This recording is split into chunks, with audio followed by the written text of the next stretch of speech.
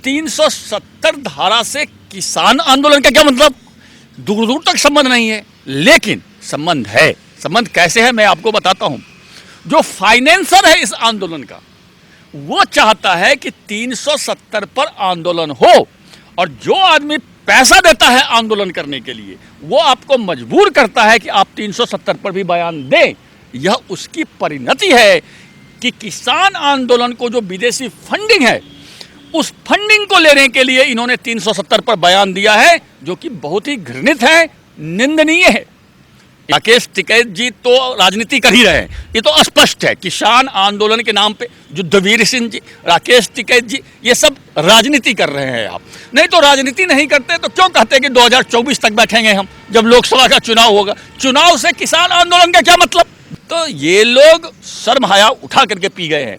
इन लोगों को देश का तोड़ने वाला बयान है। दोस्तों, स्वागत है आपका यूथ मीडिया टीवी पर। चर्चा करेंगे आज राकेश टिकैत के उस बयान पर जो उन्होंने किसान आंदोलन को ठंडा पड़ता देख उसमें आग फूंकने के लिए बोला कि जो 370 है उसके हटने से जम्मू कश्मीर के किसानों को नुकसान हुआ है और वो उसका विरोध कर रहे हैं, तो लोग उनको आतंकवादी बता दे रहे हैं। इसी पर चर्चा करेंगे सतीश झा जी से कि वो किस तरीके से देखते हैं इस बयान को। और राकेश टिकैत के बारे में एक चीज़ और जानना चाहेंगे कि आखिर जब वहाँ पर 2 सिख लड़कियों को उठाकर कुछ लोग लेकर जबरदस्ती जाते हैं और उसका धर्म परिवर्तन करा देते हैं, वहीं जम्मू कश्मीर में तो राकेश टिकैत तब क्यों चुप हो जाते हैं? इस पर चर्चा करते हैं और आपको बताते हैं सतीश जी क्या सोचते हैं और किस तरीके से देखते हैं इसको। सर, पहला सवाल तो मेरा यही है कि राकेश टिकैत जी का कहना है कि 370 हटने से जो जम्मू कश्मीर के किसान हैं उनको नुकसान हुआ, और अगर वो विरोध कर रहे हैं इस चीज़ का तो उनको आतंकी बता दिया जा रहा है।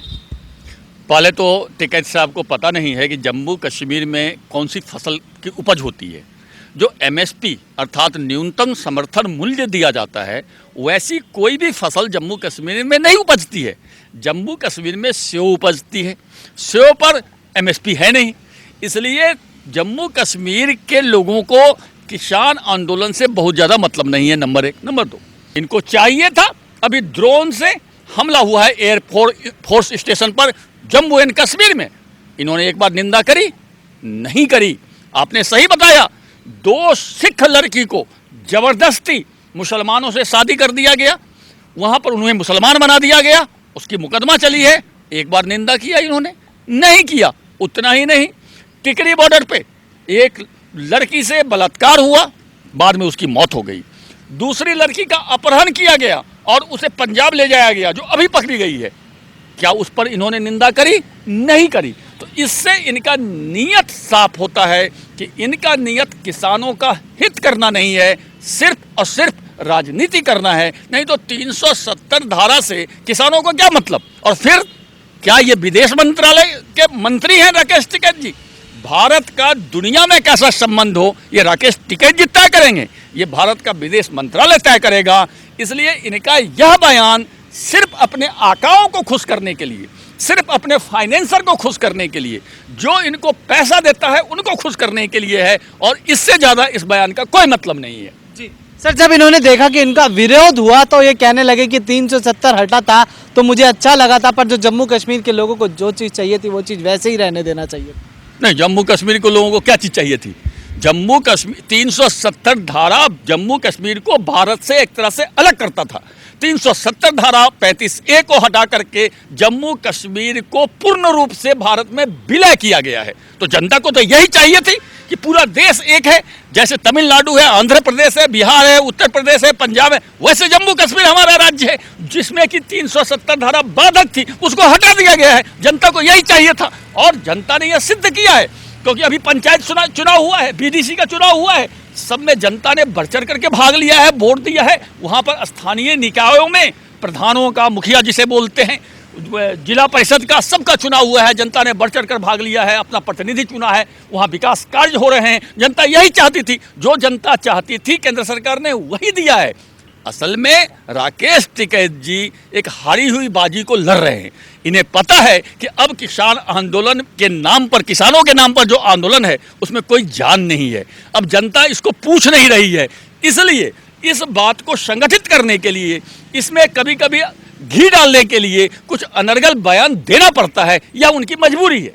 जी सर कहीं ना कहीं राकेश टिकैत इस वक्त बिल्कुल विपक्ष के नेताओं की तरह बात कर रहे हैं कि 370 जैसे 370 से विपक्ष के नेताओं को दिक्कत हुई थी, अब इनको भी होने लगी है। कहीं ना कहीं विपक्ष के नेताओं की तरह इनका भी रुख होता जा रहा है। वो ममता बनर्जी जी का भी है, नहीं राकेश टिकैत जी तो राजनीति कर ही रहे हैं, ये तो स्पष्ट है। किसान आंदोलन के नाम पे युद्धवीर सिंह जी, राकेश टिकैत जी, ये सब राजनीति कर रहे हैं। आप नहीं तो राजनीति नहीं करते तो क्यों कहते हैं कि 2024 तक बैठेंगे हम, जब लोकसभा का चुनाव होगा। चुनाव से किसान आंदोलन का क्या मतलब, दूर दूर तक मतलब नहीं होना चाहिए था, लेकिन जो ही आपने चुनाव से जोड़ दिया इसका मतलब आप राजनीति कर रहे हैं। और ममता बनर्जी जी, राकेश टिकैत जी ममता बनर्जी से भी मिली है, वैसे ममता बनर्जी जी जो खुद अपना चुनाव हार गई है। ममता बनर्जी विधानसभा का खुद का चुनाव हार गई है, शर्म है।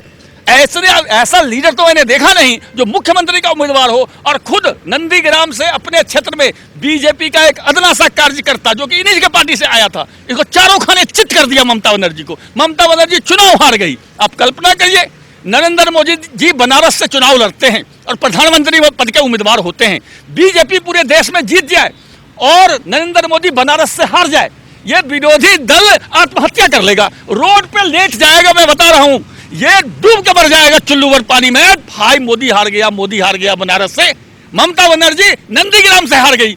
शर्म होता है इन लोगों को। ये विरोधी को तो चुल्लू भर पानी में डूब मरना चाहिए कि मुख्यमंत्री का उम्मीदवार नंदीग्राम से अपनी सीट हार गया। इससे ज्यादा शर्मनाक क्या हो सकता है। और ये लोग 370 पर बोलते हैं, ये लोग फर्जी किसान आंदोलन पर बोलते हैं, इससे शर्मनाक बयान क्या होगा। लेकिन देश की जनता देख रही है इन लोगों को, और देश का जनता समय आने पर इन लोगों को जवाब देगी, और देश का जनता जवाब दिया है।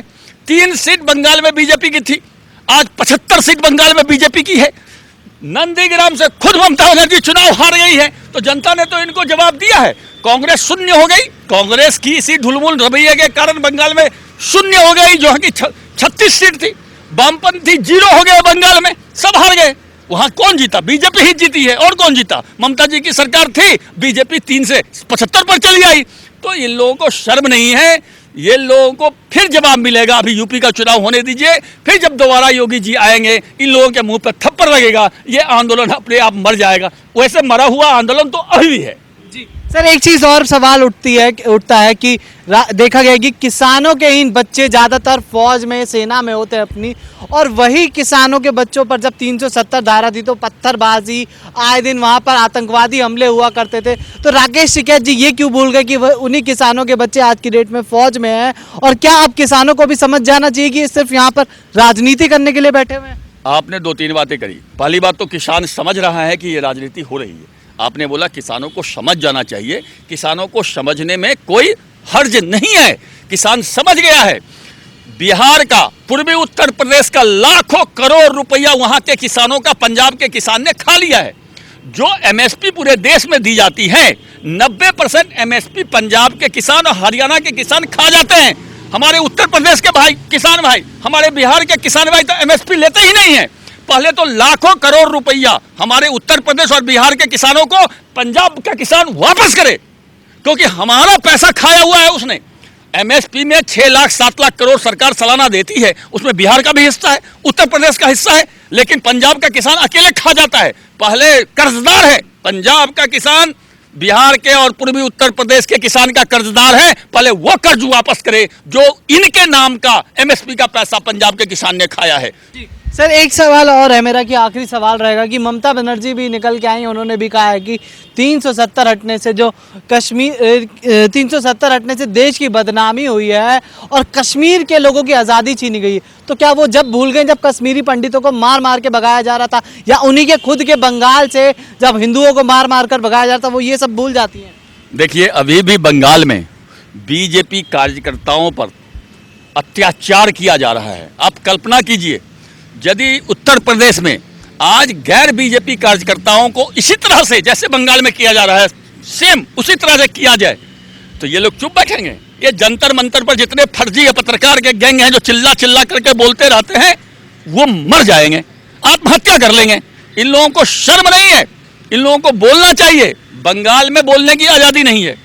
आप कोई पत्रकार यदि जाता है बंगाल में, आप माइक नहीं निकाल सकते, ऐसे चेक करता है कि आप किसके सपोर्टर हैं, कहीं टीएमसी के विरोधी तो नहीं है, नहीं तो आपको बोलने नहीं देगा।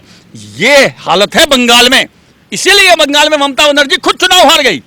खुद चुनाव हार गई और बेशर्म इतनी कि दोबारा मुख्यमंत्री बन गई। यदि दूसरा आदमी रहता तो ममता बनर्जी जैसा खुद चुनाव हार गई, मुख्यमंत्री नहीं बनती, लेकिन चूंकि शर्म नहीं है इसके पास, फिर मुख्यमंत्री बन गई और अब किसी तरह बैकडोर से फिर एमएलए बनना चाहती है। तो ये लोग शर्म हया उठा करके पी गए हैं। इन लोगों को देश का तोड़ने वाला बयान है और फिर राष्ट्रीय मुद्दे पे, विदेशी मुद्दे पे किसी मुख्यमंत्री को बोलने का कोई हक ही नहीं है। इसके लिए हमारा विदेश मंत्रालय है, गृह मंत्री है, विदेश मंत्री है, रक्षा मंत्री है, देश की जनता ने चुना है, वो उसका जवाब देंगे। कहीं ना कहीं ये लोग पाकिस्तान का तो साथ दे ही रहे हैं सर, क्योंकि कांग्रेस पार्टी भी आ जाती है, राकेश टिकैत भी बोलने लगते हैं और ममता बनर्जी भी बोल रही है। ये तो स्पष्ट है कि ये लोग देश विरोधी तत्वों के हाथों में खेल रहे हैं। मैंने पहले बताया 370 पर जो ही इन्होंने बयान दिया तो इनका जो फाइनेंसर है उस फाइनेंसर के हाथों पर खेल रहे हैं, नहीं तो वो पैसा बंद कर देगा। ये हाल है। जी धन्यवाद सर।